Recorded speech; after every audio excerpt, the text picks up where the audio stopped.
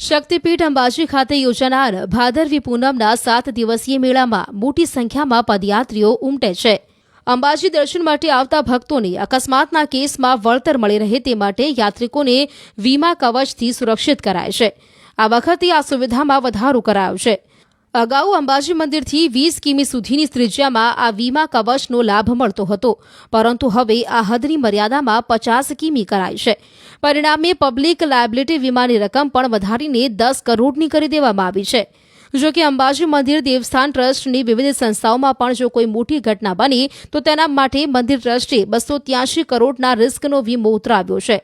આ વીમાનું પ્રીમિયમ અંબાજી મંદિર દેવસ્થાન ટ્રસ્ટ દ્વારા ચૂકવવામાં આવ્યું છે।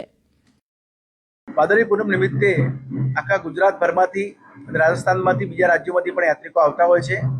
એટલે એ યાત્રિકોને અકસ્માત વીમા એટલે કે થર્ડ પાર્ટી એટલે કે પબ્લિક લાયબિલિટી ઇન્સ્યોરન્સ મંદિર ટ્રસ્ટ દ્વારા લેવામાં આવે છે। લગભગ પહેલા 20 કિલોમીટરના પેરીફેરીમાં અકસ્માત મૃત્યુ માટે ટ્રસ્ટ દ્વારા ઇન્સ્યોરન્સ લેવામાં આવતો હતો। ચાલુ સાલે મહેરબાન કલેક્ટર અને ચેરમેન સાહેબની સૂચના મુજબ આપણે લગભગ બનાસકાંઠા પડોશી આજુબાજુ 7 જિલ્લા પૂરું ગુજરાત રાજ્ય અને રાજસ્થાનની સરહદમાં લગભગ 50 કિલોમીટર સુધી જે ભક્તો દર્શને આવતા હશે ને એવું કોઈ અકસ્માત મૃત્યુ એવી કોઈ ઘટના દુર્ઘટના બને એના માટે આપણે 10 કરોડ રૂપિયાના વીમાનું લાયબિલિટી વીમો જે કહેવાય થર્ડ પાર્ટી વીમો એ આપણે એનું વીમા કવચ માટે મંદિર ટ્રસ્ટ દ્વારા એનું પ્રીમિયમ વગેરે ભરવામાં આવેલ છે અને વીમા એજન્સી પાસેથી વીમો લેવામાં આવેલ છે।